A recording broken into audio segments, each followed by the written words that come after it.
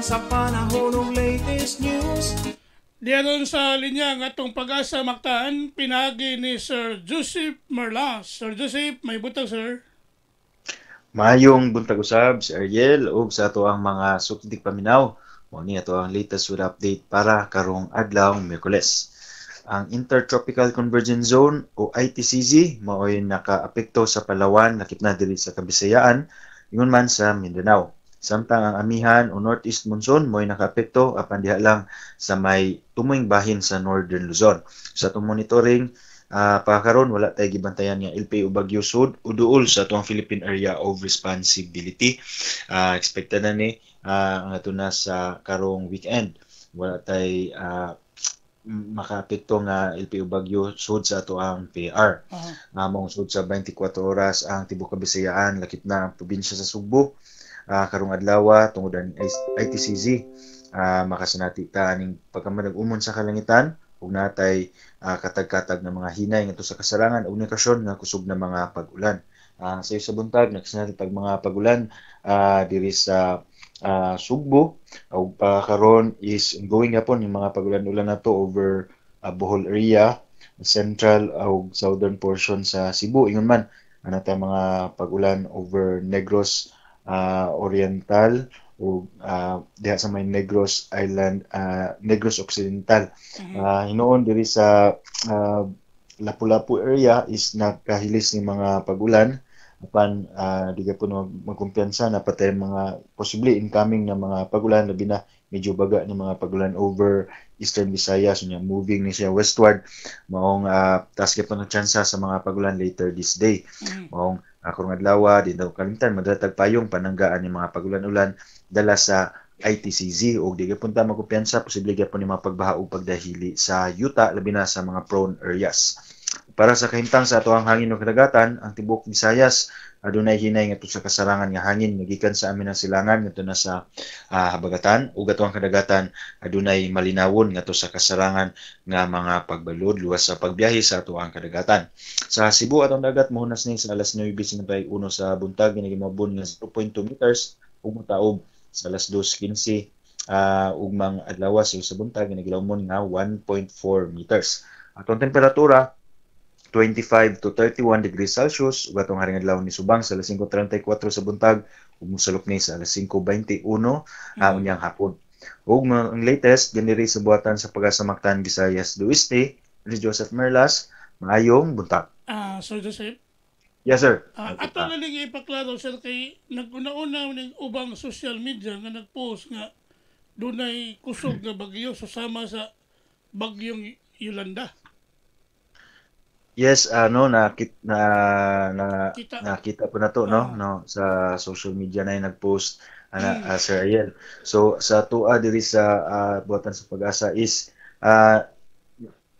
sa week 2 na to November 3 onwards posibleng na mapurma nga LPA nya na chance moderate chance pa karon nga mamahimong bagyo apan kung unsa iyang kakusgon og asa iyang track is taas pa ang uncertainty mo nang daghan pa ang kausaban gani the past days is sa base sa ato mga weather models is na kusog na bagyo apan karon latest na to is medyo mihinay no.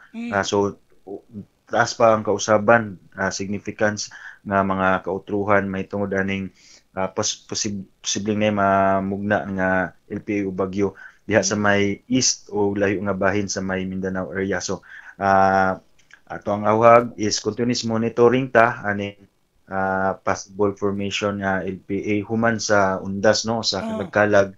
So hinoon karong adlaw ug ngadto na sa Biyernes dagumtat dala sa ITCZ dili na tungod sa bagyo nya by weekend is fair weather no mas mohayag atong tempo sa panahon mas mohinay ang epekto sa ITCZ. So after aning kalagkalag padin ta magmonitor aning possible formation ng LPA inon gawas pa ni sa atong sa PAR sir no. So samtang base og makita na to base sa magkaabot ni ato mga data mga latest data nga magpakita nga tas nga tsansa na aning mga formation sa bagyo ana nagita magpagawas ta og bulletin nya igo ra gyapon atong panahon nga pagpangandam kung naamang gyoy dawtang panahon. Mao lagi kay ang uban na ni murag ni Axel magkapanik nga ay Jesus Ginoo ko kay susamag Yolanda.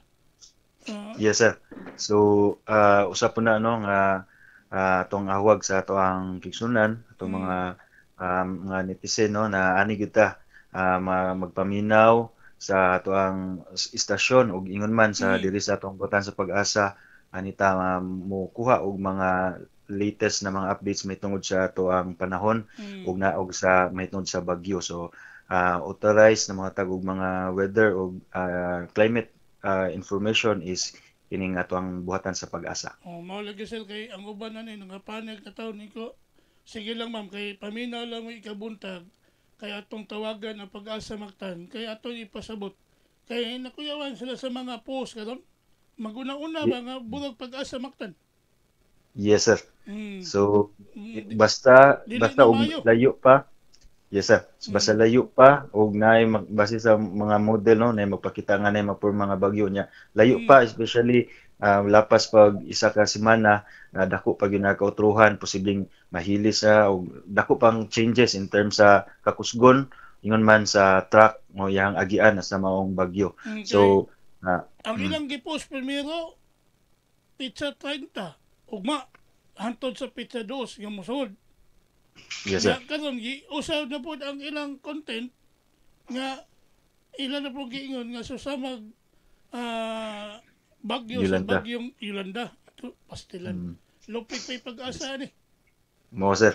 So awhag na to no na ani kita sa mga legit na mga Facebook page or Facebook group especially ani kita maminaw diri sa ato ang buhatan. Yes sir. So salamat sa pagsabot ano sila kay ang uban na ni ato lang gikuan giawhag nga ay lang magkapanik nga pag salig lang tas kitasan og paminaw lang yun permanente sa pag-asa Mactan. Yes sir, sakto sir. So salamat nimo Sir Joseph sa itong panahon sa mga pamungkaw sa sayos kabuntagon. Uhay sa Pensad Sir Ariel, maayong buntag sa tanan ug amping ta kanunay. Okay, good morning. Inyo gadabate ang atong dagan sa kahimtang sa panahon. Mga pamukaw. Pinagi ni Sir Joseph Marlas ang atong weather specialist gikan sa pag-asa Mactan nga naghatod sa atong dagan sa kahimtang sa panahon kon weather update. Inyong debate ang atong dagan sa kahimtang sa panahon pinagi ni Sir Joseph Marlas og mayong buntag sa pag-asa Mactan og mayong buntag kanatong tanan. Ang tawag o paminaw sa'yo sa kabuntagon.